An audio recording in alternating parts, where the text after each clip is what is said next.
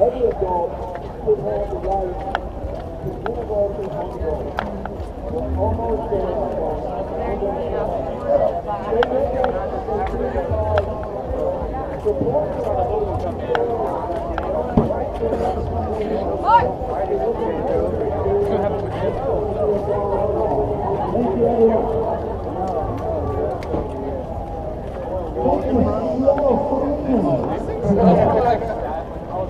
Before I bring up our next esteemed guest, I want to say two things. Number one, we are live streaming the main stage to the world right now.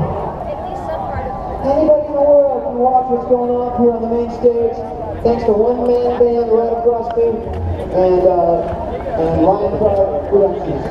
We are live streaming this the first time ever. The other thing I want to say is right over there at the Chong paper booth, which is right on the other side there. I just went and shook hands with Tommy Chong. Finally made it to Hempfest. On the count of three, can we yell loud enough for him to hear us? Can we yell? Because he finally made it. Can we yell, "We love you, Tommy Chong"? Can we pull that off? I want to see tonsils flying by me. Okay? We love you, Tommy Chong. 1, 2, 3. All right. You guys are beautiful. The most beautiful crowd on a beautiful day. Now, you know, I have to tell you, from our perspective, it's very normal to smoke pot. It's just a normal thing to do. There's nothing abnormal about it.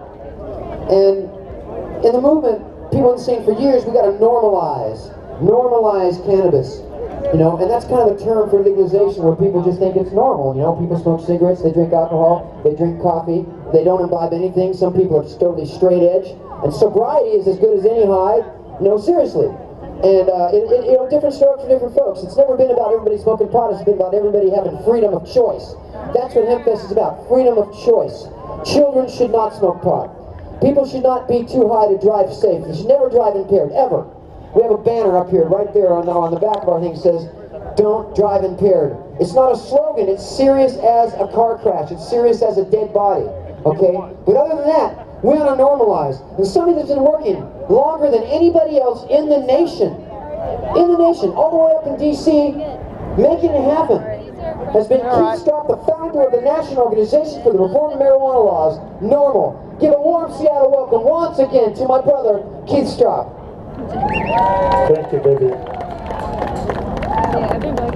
I smoke pot and I like it a lot.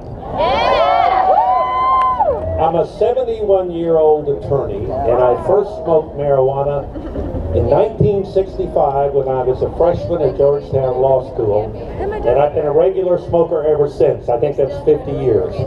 There is absolutely nothing wrong with the responsible use of marijuana by adults, and it's none of the government's business whether you smoke or why you smoke.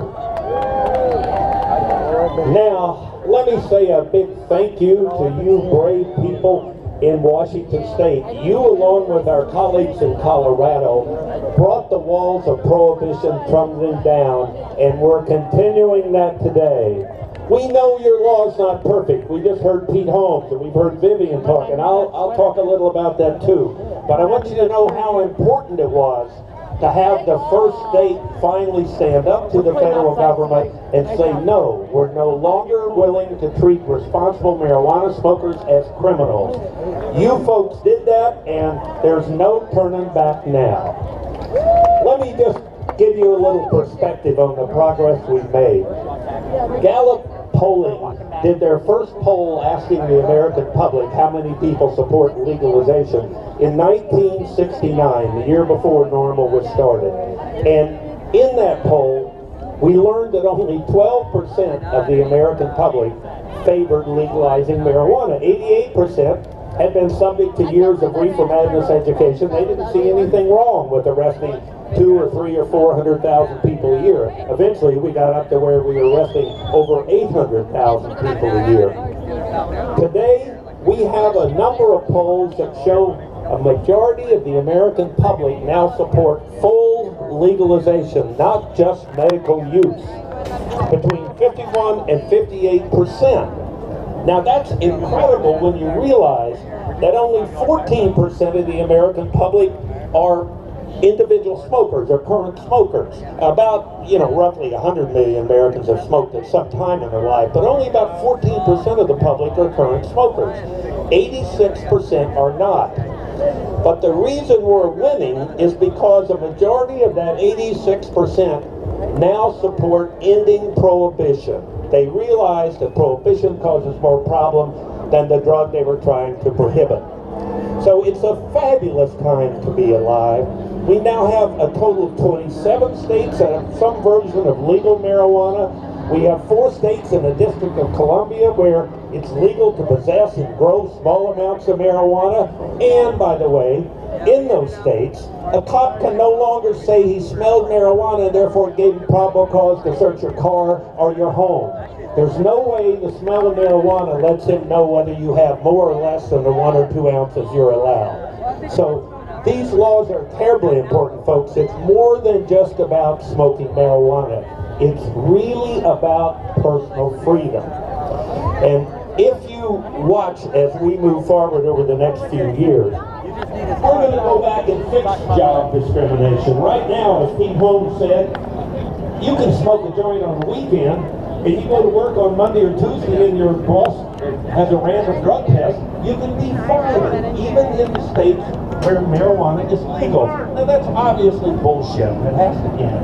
It's based on years of misinformation. When people disliked marijuana smokers, they thought we were people that needed to be identified and taken out of the workforce. Well, boy, that's 1950s kind of thinking. The same thing with child custody. Most state welfare agencies, if a neighbor complains that they smell marijuana smoke and you've got minor children, the child welfare agency starts off with the presumption that if you're a marijuana smoker, you're not a good parent. You're not a loving, caring parent. That's absurd. So we end up with thousands of parents having to fight every year in this country to retain custody of their children when there's not the slightest evidence that they are bad parents. And of course the DUI situation. In many states, drivers are still considered guilty of DUID without any showing that they were in an impaired condition.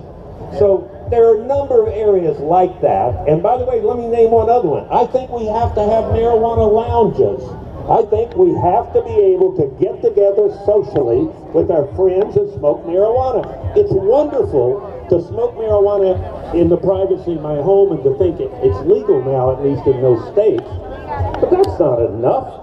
Smoking marijuana is essentially a social activity. We need to be able to go to bars or lounges and meet with friends and enjoy our marijuana.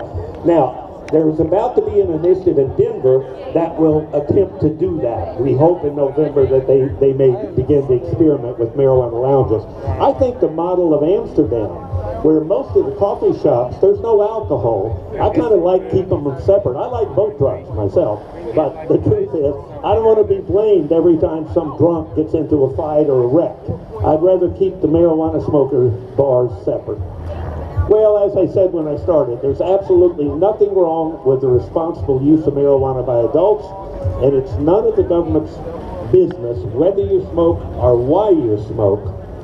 In the end, we're only incidentally talking about marijuana. We're really talking about personal freedom. And with your help, we're going to continue to return a measure of personal freedom to the lives of hundreds of millions of Americans all across this country. Thank you, folks. Thank you, Keith Stropp, the founder of the National Organization for the Reform of Marijuana Laws, NORML, working for you, for your freedom since 1970.